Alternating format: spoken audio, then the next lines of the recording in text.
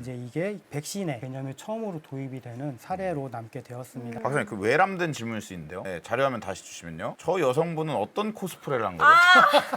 저 여성분은 네. 저게 자꾸 머릿속을 떠나지가 않아요. 저 여성분은 전통 복장일까요? 지금 환자를 치료하는 저 상황에서 삼각김밥인가요? 리본인가요? 알자스 지방 카톨릭 여성의 복장이라고. 아,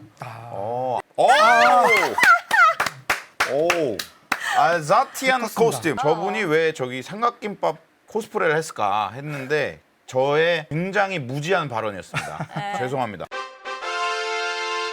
인사할 시간도 많습니다. 여러분의 시간을 낭비해드릴 누리지만 쿨한 과학. 랩미팅입니다. 반갑습니다, 교수님들. 반갑습니다. 짧게 박사님 소개 한번 부탁드려도 될까요? 네, 안녕하세요. 저는 한국화학연구원에서 온 신진수라고 합니다. 처음에 일단 사진 먼저 보여드리는데요. 네. 자, 이 사진 보기에 좋은 사진은 아닌데 자, 네. 이 사진 보면서 뭐가 유추되는지 한번. 피부에 뭐가 막 나 있는데요? 이거 천연두입니다. 네. 천연두 질병에 걸린 그 아즈텍인들을 묘사한 그림인데요. 네, 사실 이 아즈텍 제국이 이제 번성했던 제국이었는데 네. 스페인에 의해서 이제 멸망을 하게 됐죠. 스페인에 의해서 이제 총이랑 대포보다도 이 스페인 군대가 가지고 온 이 천연두 바이러스에 의해서 이 제국이 몰락의 길을 걷게 됩니다. 그래서 이 천연두 바이러스의 특징이 지금 사진에서 아까 보였던 것처럼 이렇게 심한 이렇게 수포나 농포를 형성하는 거예요. 이게 처음에는 이제 빨간 반점으로 시작을 했다가 네. 이제 이렇게 시간이 지나면서 피부 전체를 덮는 이런 수포와 농포를 형성을 하는데 사실 이 농포 안에 엄청나게 많은 바이러스들이 존재를 해요. 이 농포가 터지면서 이제 감염력을 가지는 바이러스를 다른 사람들을 감염을 시키고 이거에 대해서 방어 명력이 없었던 아즈텍인들을 멸망으로까지 이어가게 되었죠.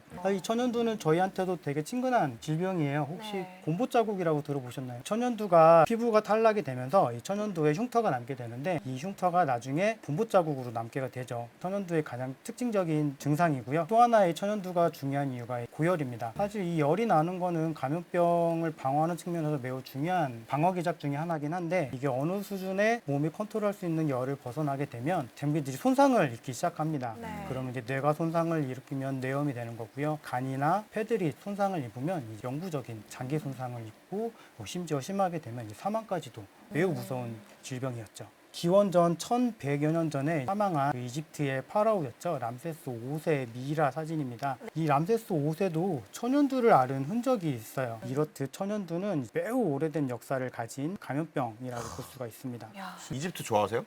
이집트 가보고 싶습니다.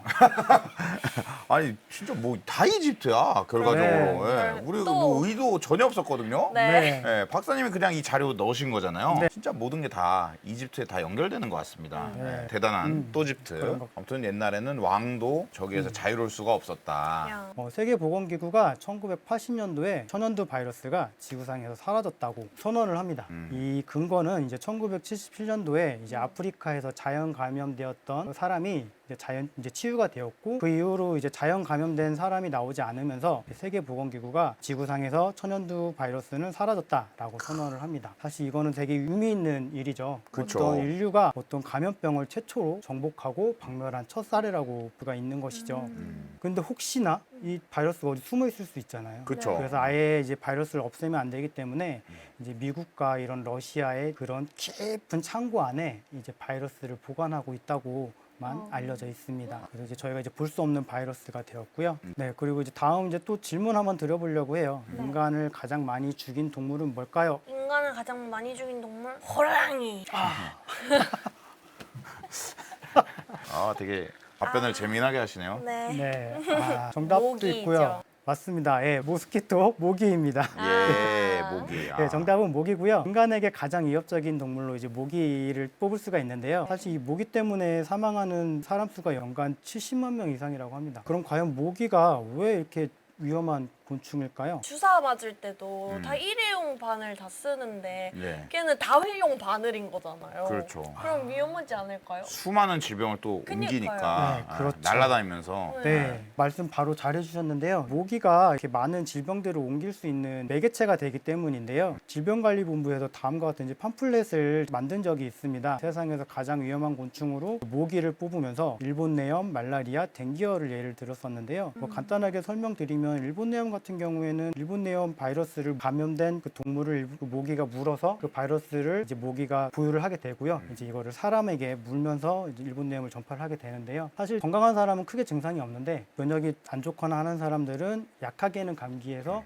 심하게 이제 사망에 이르기까지 이제 그런 질병이고요. 사실 일본내염은 지금은 예방이 잘 되어 있어서 크게 이제 감염은 많이 되지 않는 것으로 알려져 있습니다. 그리고 두 번째로 뽑은 게 이제 말라리아인데요. 말라리아는 기생충입니다. 모기가 이 말라리아 원충 이제 그 알이죠. 알을 사람한테 옮기게 되면 사람의 이제 피 속이나 간 속에서 이 알이 까가지고 기생충이 끼어나게 되고요. 그러면서 이제 질병이 유발이 되는데요. 열대지방에서 유행하는 질병입니다. 아프리카나 이런 데서 질병하는 질병인데 지금 말라리아에 대한 위험성도 많이 커지고 있는 상황이고요. 그리고 마지막으로 이제 댕기열 제시를 하고 있는데 댕기열은 최근에 많이 들어보셨을 것 같아요. 이 댕기열 같은 경우는 이제 질병명에서도 이제 얘기를 하고 있듯이 상당한 고열을 일으키는 것으로 알려져 있는 바이러스인데요. 40도가 넘는 고열을 일으키기 때문에 이 병에 걸리면 뼈가 으스러질 듯 아프다고 그래요. 상당히 이제 위험한 질병이고 특히나 이제 이 질병 같은 경우는 이제 우리나라 사람들이 자주 가는 곳이죠. 태국이나 이제 베트남 이런 데서도 되게 유행하고 있는 질병이기 때문에 상당히 각별히 조심을 해야 되는데 댕기열 같은 경우는 예방이나 치료가 매우 힘든 바이러스 중에 하나입니다. 가장 좋은 거는 이런 지역에 여행하실 때 이제 모기기피제 챙기셔서 모기기피제 뿌려 다니면서 여행을 하시는 게 예방할 수 있는 가장 좋은 방법입니다. 뭐 팔찌 같은 것도 있잖아요. 네. 패치. 지구에 팔찌하고 뭐 뿌리고 네. 그거 셋 다 해야 됩니다. 그거 하면 확실히 덜 물리긴 하거든요. 캠핑 같은 데 가도. 맞아요. 맞아요. 올 여름 이렇게 야외 활동을 하시면은 꼭 그런 거를 좀 하시길 바라겠습니다. 다음 갈까요? 말라리아에 대해서 잠깐 말씀드렸는데 가장 더 중요한 거는 말라리아라고 볼 수가 있어요. 이 말라리아는 이제 전염병 중에서 이제 가장 많은 사망자를 낸 것으로 지금 보고가 되고 있는데요. 사실 말라리아에서 걸리는 건수가 연간 2억 건 이상이 되고요. 사망이 40만 명 이상 사망하는 것으로 현재 보고가 되어 있습니다. 그래서 지금 인류가 당면한 가장 넘버원의 감염병이라고도 볼 수가 있는데요. 사실 이 말라리아는 우리나라도 안전지대가 아니죠. 우리나라에서도 이제 말라리아가 계속 검출이 되고 있는데요. 경기 북부와 강원도 지역에서 이 말라리아가 모기를 옮기는데 이 모기를 잡아서 말라리아 원충의 유전자를 PCR 검사를 해보면 계속 말라리아 유전자가 검출이 되고 있습니다. 그리고 실제로 환자도 계속 발생을 하고 있고요. 그래서 옆에 그래프 보시면 이제 연간 계속 100명 이상의 환자가 발생을 하는 것으로 알려져 있죠. 걔네 박멸해야겠는데? 어렵죠, 근데 그게. 네, 이제 뒤에 설명을 드리겠지만 이제 말라리아가 왜 박멸하기가 어려운지 설명을 이어서 드리려고 합니다. 그렇군요. 와. 사실 말라리아가 좀 다른 나라 이야기로 생각을 했거든요. 네, 저도요. 그렇죠. 사실 이 국내 말라리아는 열대 지역 말라리아랑은 이제 병원성이 살짝 좀 달라요. 약하거든요. 근데 하지만 이제 말라리아는 말라리아죠. 걸리면 상당히 아프다고 합니다. 열도 많이 나고요. 좀 다르긴 하군요. 예, 이게 아프리카 예, 쪽이랑. 맞습니다. 예. 조금 다릅니다. 병원성이 살짝 약해서 이렇게 치사율이 높지는 않은데 하지만 장기들도 손상을 많이 입는 사례도 있고요. 예, 그래서 모기는 상당히 조심해야 되는. 예, 그래서 아까 지금 던졌던 화두기도 한데요. 인류가 천연두는 박멸을 했어요. 근데 이제 말라리아는 이제 박멸을 하지 못했죠. 그 이유가 무엇일까? 이제 여러 가지 이유가 있긴 하지만 이제 오늘 말씀드릴 관점에서 말씀을 드리면 천연두는 이제 인간에게만 이제 감염이 되는 인간을 숙주로 하는 바이러스고요. 말라리아 같은 경우에는 모기가 동물에서 모기를 통해서 사람으로 옮기는 그런 감염병인 거죠. 그렇기 때문에 이제 말라리아는 박멸을 하지를 못하는 겁니다. 모기를 다 잡을 수는 없잖아요. 전 세계에 있는 모기를 다 잡아라. 불가능합니다. 불가능합니다. 불가능하죠. 예. 지금 방 안에 있는 애 맨날 이렇게 하고 막 다 하고 자도 어디서 또 나타나. 예. 맞습니다. 네. 예. 너무 짜증나거든요. 말라리아 박멸은 어렵겠네요. 그래서 모기를 박멸하지 않는 이상 말라리아 박멸도 어렵다고 생각을 합니다. 그래서 말라리아에 의한 감염병을 아까 처음 말씀드렸던 것처럼 이제 인수공통 감염병이라고 이제 말을 합니다. 이제 사람과 동물이 공통적으로 감염되는 병. 그렇죠. 사람 인자와 짐승 숫자를 써서 인수공통 감염병이라고 표현을 하는데요. 네. 사실 이 용어는 이제 19세기 말이나 20세기 초에서 수의학과 이제 공중보건학에서 원래 그런 학문적으로 쓰이던 용어였는데요. 이제 지금은 이제 보편적으로 이런 감염병들을 얘기를 할 때 이제 인수공통 감염병이라고 쓰고 있죠. 박사님 또 지금 화학연에서 연구를 하고 계시지만 수의사이시기도 하잖아요. 네, 수의학을 전공했고요. 네. 수의사가 되신 분들 중에 이렇게 연구를 하신 분들이 많이 있나요? 네, 사실 저희가 요즘 의사과학자라는 표현 많이 쓰잖아요. 네. 네, 의사분들도 이렇게 병원에서 임상진료를 하시는 분들도 많지만 학교 남아서 대학 교수를 하시는 분들도 많고요.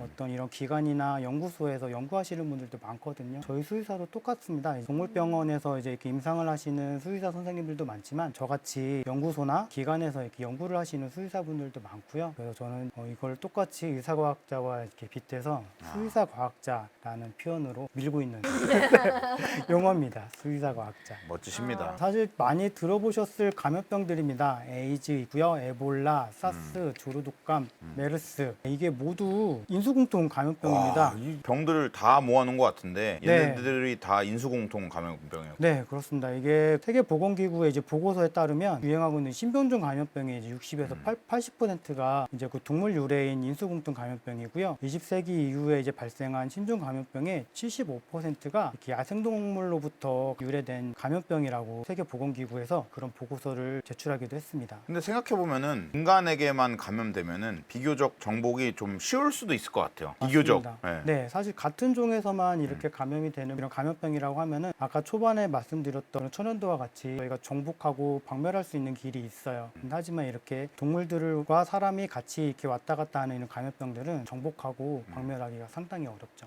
아, 네. 네, 사실 그래서 여기에서 아까 채팅창에 질문 주셨는데 코로나19는 왜 없냐고 말씀을 주셨잖아요. 네, 얘는 이제 특별하기 때문에 제가 다음 슬라이드로 뺐습니다. 아, 네, 다들 이제 좀 익숙하시죠? 네. 코로나 바이러스 그림입니다. 2019년도에 이제 전 세계를 대유행의 공포로 몰아넣었죠. 코로나 바이러스의 오식도인데요. 코로나 바이러스 또한 이제 인수공통 감염병이고요. 이 코로나 바이러스 같은 경우에는 사실 그 박쥐에서 유래가 됐다고 지금 알려져 있어요. 박쥐가 가지고 있는 이 코로나 바이러스가 중간숙주인 청산가비나 밍크 등을 통해서 네. 이제 사람한테 전파가 되어 있다고 알려져 있는데요. 네. 네, 이런 식으로 코로나19 바이러스도 인수공통 감염병이라고 할 수가 있을 것 같습니다.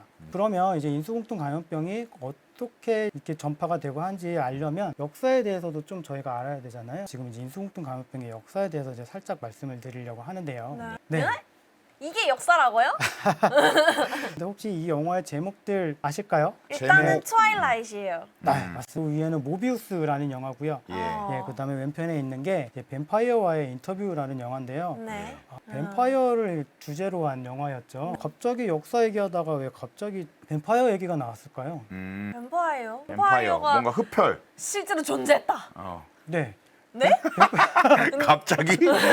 갑자기? 뱀파이어 특징이 뭐죠? 풀어요. 네, 사람을 물어서 피를 빨아먹죠. 네. 어. 그리고 물린 사람은 다시 뱀파이어가 되죠. 감염이 되죠. 오. 네. 네, 그리고 네. 그 뱀파이어들은 정신 상태가 잠깐 좀 불안정하고요. 네, 물도 무서워하고 뭐 이런 특징들이 있죠. 근데 사실 이 뱀파이어가 이제 17세기에 이제 동유럽에서 처음 나온 개념인데 네. 이 뱀파이어하고 상당히 비슷한 감염병이 있습니다. 무엇일까요? 일단 물려야겠죠? 네, 그리고 물려야겠죠. 옮아야겠죠? 예측되는 게 있습니다. 물리. 말하지 않겠습니다. 네. 아, 네. 광견병? 오, 맞습니다. 우리 엘리프 주세요 교수님. 네.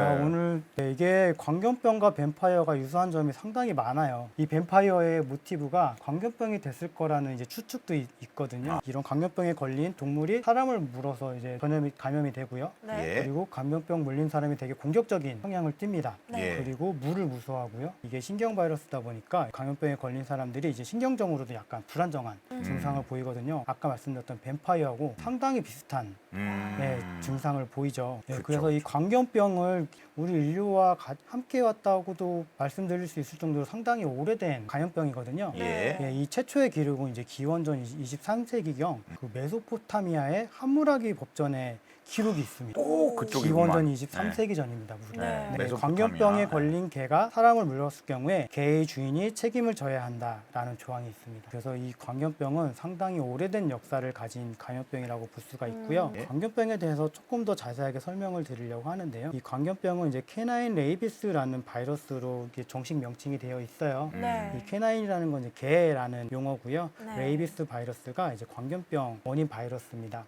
우리 광견병은 이제 공수병이라고도 하죠. 물을 무서워한다라는 말인데요. 사실 물을 무서워하는 게 아니고요. 광견병은 이제 신경 바이러스거든요. 이제 신경이 감염이 되면 물을 삼킬 때 상당히 아프고 통증이 엄청 심해요. 아. 그래서 이제 물을 삼킬 때 상당히 괴로워하겠죠. 예. 그렇다 보면 이제 강아지나 동물들은 이걸 아프다 표현을 못하고 네. 공격적인 성향으로 짜증을 부립니다. 아. 그렇다 보니까 이제 얘가 물을 무서워하는구나라고 해서 이제 공수병이라는 용어로 아. 네, 사실 이게 광견병은 이렇게 역사가 오래된 감염병임에도 불구하고 지금 저희한테 그렇게 크게 피해를 주고 있지는 않잖아요. 네. 사실 이 광견병은 백신이 잘 되어 있기 때문인데요. 이 광견병 백신의 이제 최초 사례는 이 루이 파스테르에 의해서 이제 백신이 개발이 되면서 광견병을 정복할 수 있었는데요. 1885년도에 그 루이 파스테르가 이 광견병에 걸린 소년 그 조제프 마이스터라는 아이한테 광견병 백신을 투여를 합니다. 그리고 이제 이 아이가 살았고요. 그래서 이제 광견병을 극복할 수 있는 계기가 되었고 이제 이게 백신의 개념이 처음으로 도입이 되는 사례로 남게 되었습니다. 박사님 그 외람된 질문일 수 있는데요. 네, 자료화면 다시 주시면요. 저 여성분은 어떤 코스프레를 한 거죠? 저 여성분은 네. 저게 자꾸 머릿속을 떠나지가 않아요. 저 여성분은 전통 복장일까요? 지금 환자를 치료하는 저 상황에서 삼각김밥인가요? 리본인가요? 아니면 뭐죠? 리본인가요? 소년의 어머니지 않을까요? 아 네. 소년의 머리에 어머니인가요? 뭘 한 거죠? 아닌가요? 저 당시에 유행하는 스타일이지 않았을까 네, 추측을 해봅니다. 그렇군요. 알겠습니다. 김대석 교수님께서 어, 알자스 지방 카톨릭 여성의 복장이라고. 그럼 이게 약간 우리 머리에 이렇게 씌우는 모자 같은 건가요? 죄송해요, 박사님. 네. 인수 공통 감염병 매우 중요합니다. 근데 이 인류의 네. 호기심, 저도 삼각김밥 궁금합니다. 코스프레 네, 왜 저러고 계신가? 토막상식. 네. 박사님도 모르셨죠? 네, 박사님이 준비한 자료 화면이거든요. 삼각김밥 노라조 코스프레 여성분은 왜 저러고 계셨을까? 네. 오! 오! 알자티안 코스튬. 새로운 랩장님이십니다. 이렇게. 맞네요. 거의 확실하네요. 이게 네. 전통 의상이네요. 저분이 왜 저기 삼각김밥 코스프레를 했을까 했는데 저의 굉장히 무지한 발언이었습니다. 네. 죄송합니다. 리본이었다. 네, 저 정말 죄송하고요. 전 알자티안 코스튬을 존중합니다. 외람된 질문 죄송합니다. 다음 가실까요? 그리고 이제 역사적으로 대유행을 일으켰던 감염병들은 네. 사실 대부분 인수공통 감염병이었어요. 대표적으로 이제 여러분들이 알만한 이제 대유행 감염병을 몇 개를 가지고 와봤는데요. 네. 첫 번째로 14세기 이제 유럽 인구의 3분의 1을 감소시켰던 흑사병이 있습니다. 네. 예, 네. 이거 어떻게 감염이 됐는지 전파가 됐는지 알고 계신가요? 쥐를 통해서요. 맞습니다. 오, 쥐인데 역시 하정님. 쥐에서도 오. 쥐에 기생하는 벼룩이 쥐벼룩. 네, 쥐에 타고 있는 벼룩. 네, 네. 맞습니다. 네. 이 감염병을 옮겼고요. 쥐 엄청 빠르잖아요. 네. 그럼 이제 바이러스도 엄청나게 빠르게 전파를 시켰겠죠. 네, 중세 유럽의 인구를 3분의 1을 감소시키는 엄청난 피해를 남겼습니다. 다음으로 이제 보여드릴 사진은 이제 1918년도 이제 스페인 독감인데요. 많이 보셨을 사진일 것 같습니다. 뭐 네. 병상이 모자라죠. 병원인지 창고인지 잘 모를 정도의 사진인데요. 하필이면 이때가 이제 제1차 세계대전 기간 중이었어요. 그렇다 보니까 이제 군인들이 밀집 생활을 하고 그리고 이제 전쟁터다 보니까 환경이 안 좋아서 이 바이러스 전파를 이제 부추기는 결과를 낳았고요. 5억 명 이상이 감염이 되고 최대 5천만 명이 사망했을 거라고 이제 추측이 되는 막대한 피해를 남긴 바이러스 중에 하나입니다. 그래서 이 바이러스는 시기적으로 우리나라에도 이제 영향을 미쳤다고 보고도 되어 있고요. 그래서 짤막하게 이제 스페인 독감의 유래에 대해서 잠깐 말씀드리면 스페인 입장에서는 상당히 억울할 수 있는데요. 그러니까 그게 스페인. 이게 스페인에서 처음에 발병이 된 게 아니에요. 맞아, 네. 맞아. 네, 사실은 뭐 이게 미국이다, 다른 나라다라는 설이 많이 있는데 이 독감이 유행한다고 처음 보도를 했던 나라가 스페인이었습니다. 그렇죠. 네. 보도를 잘 해가지고.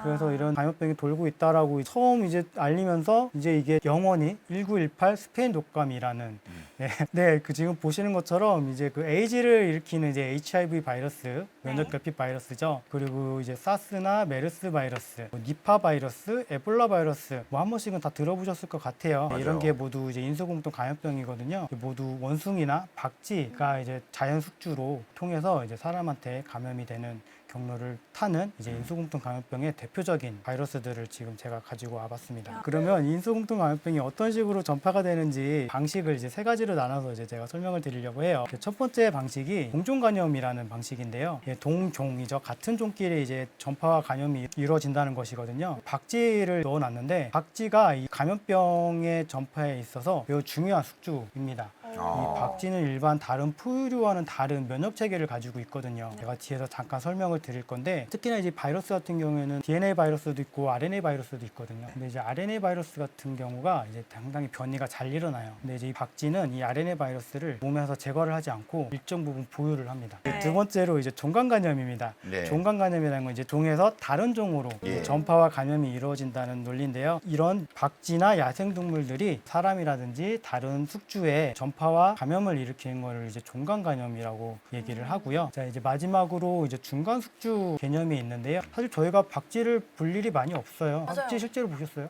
아니요? 저는 본 적은 있어요. 아. 스쿠버 다이빙 할 때 동굴에 들어간 다이빙을 했을 때 동굴에서 많이 봤습니다.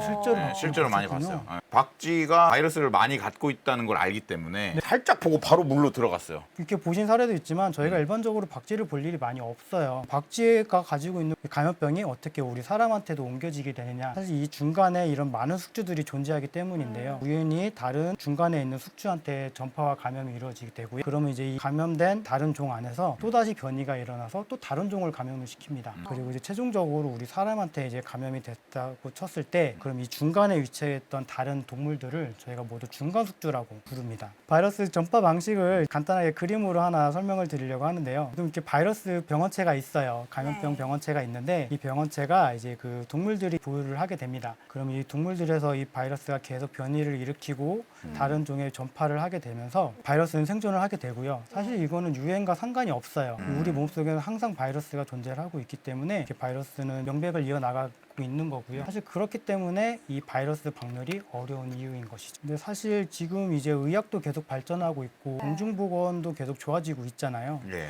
근데 이 인수공통 감염병이 계속 늘어나고 있다고 전문가들은 계속 우려를 하고 있어요. 왜 그런 경고를 하고 있을지 간단하게 설명을 드리려고 하는데요. 네.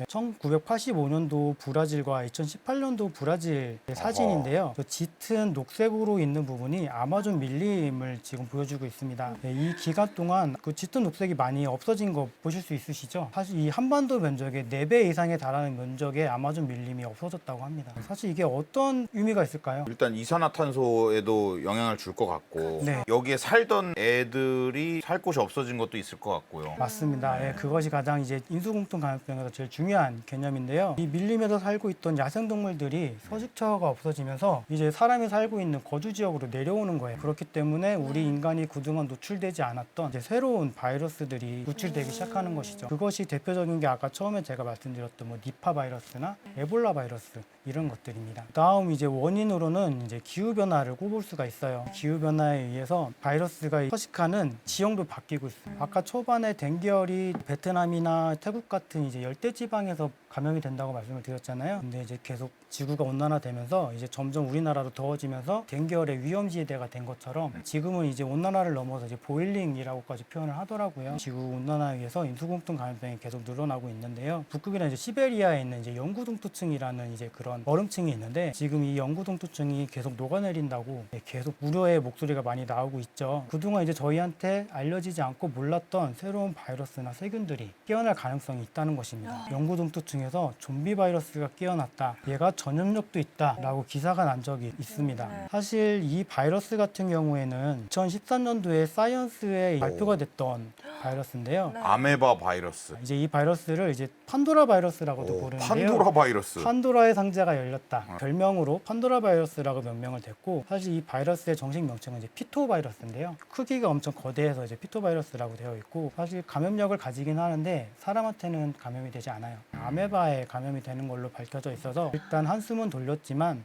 네. 하지만 언제 어떻게 이런 데서 이 영구동투층이 녹아내리면서 사람한테 감염력을 가지는 바이러스나 세균이 나타날지는 아무도 모르는 겁니다. 네, 그리고 이제 다음 원인으로는 이제 폭발적인 인구 증가를 들 수가 있습니다. 자, 이 그래프 보시면 1950년도랑 지금 현재를 비교했을 때 인구는 거의 3배가 늘었고요. 그리고 2100년도가 되면은 거의 4배 가까이 늘 거라고 지금 추정을 하고 있습니다. 밀리엄 맥닐 어록에서 이 굶주린 바이러스 관점으로 수십억 인체는 기가 막힌 서식지다 라고 이분이 그런 말을 남겼습니다. 네. 네, 그래서 이제 바이러스 입장에서도 네, 인구의 증가는 좋은 측면이라고 볼 수 있는 건가요? 바이러스 입장에서는 그러네요. 이 노란색으로 있는 전 비행기 하나하나가 지금 이 우리 지구 하늘 위에 떠 있는 비행기 한 대 한 대를 의미하는 겁니다. 오, 저기 어떻게 안 부딪히고. 사실은 엄청 작겠죠. 저건 되게 비행기를 키워놓은 거긴 하고 네. 일단 박사님 이걸 말씀하신 의도는 지금 이 순간에도 떠 있는 비행기가 굉장히 많다 이 맞습니다. 이야기인 거잖아요. 네. 사실 이걸 보면서 저도 상당히 놀랐거든요. 사실 바이러스는 바다를 건널 수가 없어요.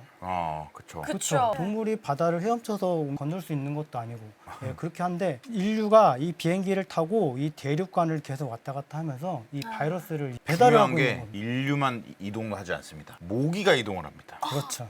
인간이 있는 곳에 모기가 있기 때문에 모기가 네. 이동을 하죠. 예. 모기만 하나요? 물건도 이동하죠. 물건도 그리고 이동하죠. 이제 저희가 이제 동물들도 태워서 맞아요. 이동을 시키잖아요. 예, 예. 사람, 물건, 동물, 모기 이제 이런 것들을 국제 배송으로 다 전 세계 어디든 배송을 하는 시대가 열렸고요. 거기에 이제 바이러스도 포함이 됐다는 게 이제 그렇죠. 매우 위험한 문제인 거죠.